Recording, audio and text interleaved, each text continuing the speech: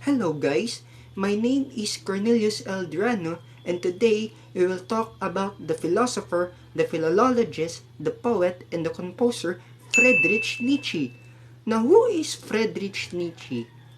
And why his works were used by the German people, specifically the Nazi Party, to justify their power? Now, today we will talk about his life, his education, his works, and how he died. So, hello guys, my name is Cornelius L. I'll be talking about the life of the person behind the philosophy of transvaluation of values.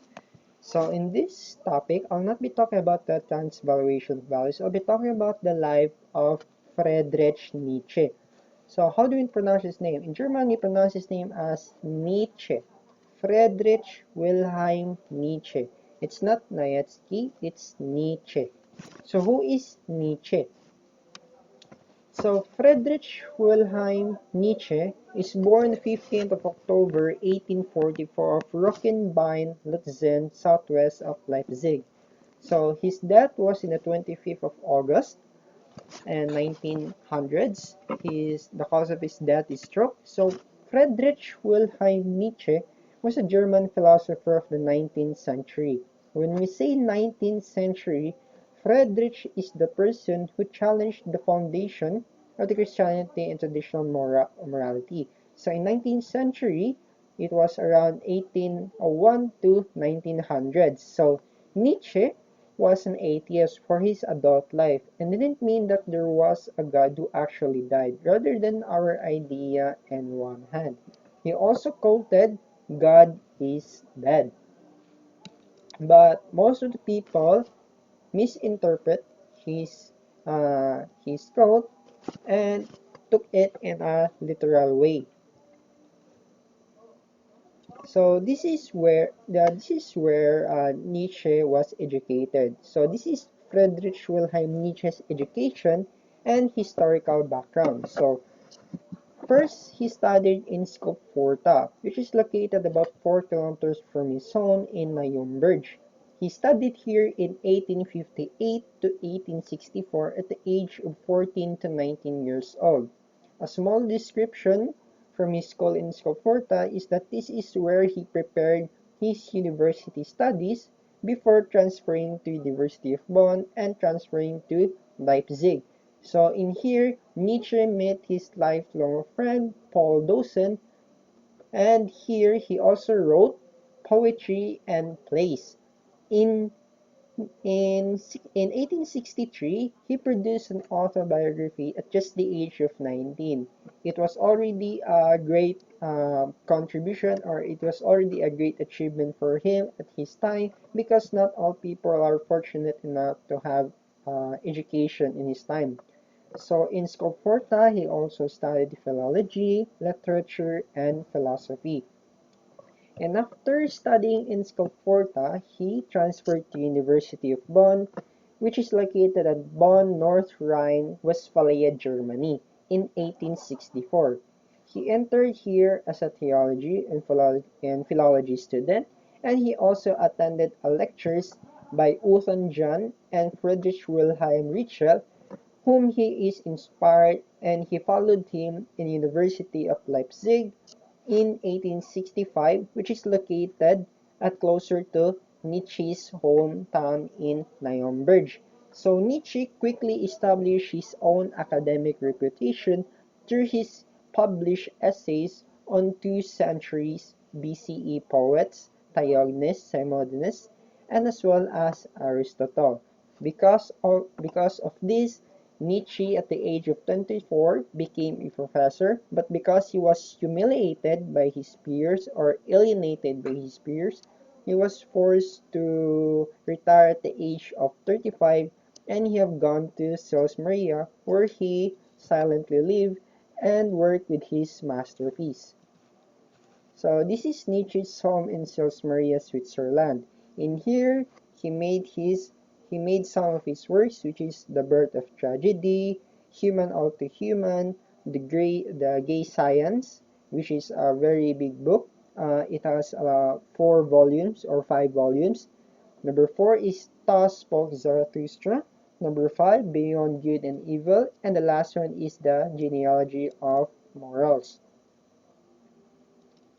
So this is what I got from the Gay Science, which is section 335 of Nietzsche's work. Become what you are. When you say become what you are, it emphasizes in the word that was created by, that was coined by Nietzsche as Selbstüberwindung. When you say Selbstüberwindung, it is what they call as self-overcoming. So how do we overcome ourselves? So there are 100 of ways to listen to your conscience, but that you feel something to be right may have its cause in your never-ending thoughts much about yourself and having blindly accepted what you have labeled right since your childhood. So what was labeled when you were childhood? That you need to study hard, because if you don't study hard, you will become poor, you will have a lot of problems in life, you will have a lot of struggles in your life. So don't do that one, because it might give you bad fortunes, or it may give you troubles. So that's how we were taught when we were still a child, that we were prevented from things from happening from us. So self-overcoming or Selbstüberwindung is when you try to overcome yourself by doing what you want in your life, by by pursuing the what you dream in your life, what is in your heart. So when you say Selbstüberwindung or self-overcoming, this is where you will try to pursue or establish a great sense of respect to yourself, and that if you fail with dignity. And if you fail with dignity, you will become an Ubermensch. What is an Ubermensch? Ubermensch is a Superman. But this Superman is not Superman with capabilities such as superhuman strength, superhuman speed, agility, or durability. It is not the thing that we came to see in comic books or in manga or in anime, that they have a lot of superpowers or extraordinary powers. This Ubermensch in Nietzsche's work talks about intellectual capabilities. A man is able to prosper in life by thinking radical or having a conscience of himself and accept the failures in his life with dignity. That is how you become an Ubermensch. So because of Nietzsche's work, it became an influence or having a great contribution to theology, philosophy, and even arts. So his contribution made a lot of great achievements during 20th century. So these are just the people whom he have contributed during at in 20th century. So like Martin Heidegger, Jacques Derrida, Michael Foucault, and Sigmund Freud, or the famous Sigmund Freud, who is the founding figure of psychiatry. So Sigmund Freud also has his movie in Netflix. I would recommend that you should watch that one, and you will get a lot of good information about how Sigmund Freud deals with his life, or how he studies.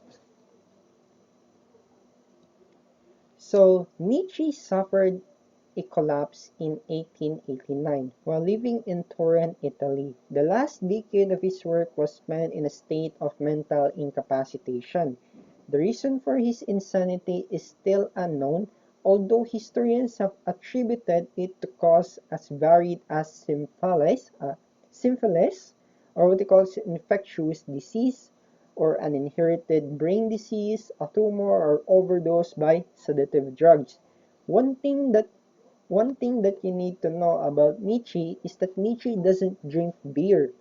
He despised beer just like he despised Christianity, because he thinks that beer doesn't cut your sadness, your problems. That's my own interpretation of why he doesn't drink beer.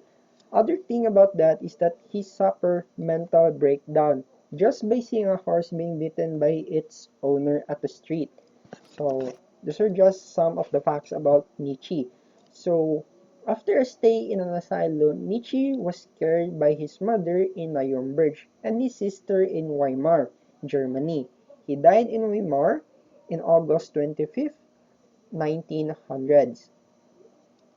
So, because of Nietzsche's work, it became a central part of the Nazi Party during 1930s to 1940s. Because of the selective the selective works of him and the misleading interpretation of his works, many people died because of it. And the very best example of it is the Holocaust, where many Jews died of it. And these are just the Nazi Party, and this is Hitler at the left, not wearing a hat. So Nietzsche's work has no start or end, no help or guidance. The last piece of 1,000 different puzzles littered out of order and without label. That is why it is hard for us to interpret Nietzsche's work, and it can only be interpreted by people who are very interested in his work. So it's hard to read Nietzsche's books because they are in the most esoteric class of philosophy. So when I say esoteric, it is hard to understood. So in this picture, this is in the Holocaust. So they shave the head of the person, and they're so very thin because only few they are only fed few, and most of them are left in that place. So many of them died, and that is my report. And thank you for listening. Good day, everyone. I am Juva Nadela, and today let's talk about Friedrich Nietzsche. Well, actually, I was really curious about who is this philosopher, who is this Friedrich Nietzsche? Yes, this man, and how he started his works. What are his works? So, because of my curiosity, because I am curious about who is this philosopher, I am here to show you some of his writings, from early writings down to middle writings, down to the late writings, and down to the works of 1888. Well, Friedrich Nietzsche actually is a cultural critic who published works competently in 1870s and 1880s. Well, he became one of the most influential modern thinkers. Yeah, and he is famous for uncompromising criticisms of traditional European morality and religion, as well as conventional philosophical ideas, social, and political preferences associated with modernity. So now I will show you here some of his works from 1870s and 1880s. So let's proceed with the early writings in 1872 to 1876. So the first ever published book by Friedrich Nietzsche was on 1872, and it is The Birth of Tragedy, out of the spirit of music. So this book published by Friedrich Nietzsche, it questions the 18th and the 19th century portrait of Greek culture rooted in Johann Winckelmann's History of Ancient Art in 1764. And his second book, Nietzsche's second book, which he wrote in 1873 to 1876, it is The Ultimate Meditation. So it is a work of ascetic cultural criticism. Ascetic means a sharp and penetrating criticism. So the fifth meditation on the discipline of philology is prepared but unpublished. So now let's jump on the middle writings in 1878 to 1882. So one of his works, he completed it in the year 1878, and it is The Human, All Too Human. So this work of Friedrich Nietzsche, it thus appears to some readers as uncharacteristic, a work inspired by positivist science. And next work is The Daybreak. So Daybreak, it is a reflection on moral prejudices in 1881. And this work of Friedrich Nietzsche, it is one of his clearest and most serene volumes, full of social psychological insights. And The Gay Science in 1882, The Gay Science, it sets forth two ideas on proclamation that God is dead and the doctrine of eternal recurrence. So in Nietzsche's work, he takes up writing in an aphoristic style, meaning in a concise explanation which permits an exploration of variety of themes. So next is his later writings. So first, this work of Friedrich Nietzsche, it is considered to be his most famous work. So this work is Thus Spoke Zarathustra, a book for all and none, in 1883 to 1885. So it is at once a manifesto of personal self-overcoming and a guide to others. So it has a rhetorical, a poetic, and a prophetic style that was meant to displace all older teachings. So next work is Beyond Good and Evil in 1886. So this work of Friedrich Nietzsche, it engages a broad discussion on philosophy, religion, morality, virtues, politics, and nobility. Then his work on 1887, it is on the genealogy of morals. So this work of Nietzsche, it composed of three essays that advances the critics of the morality and religion on the Beyond Good and Evil. So now let's proceed to the last. It is his works.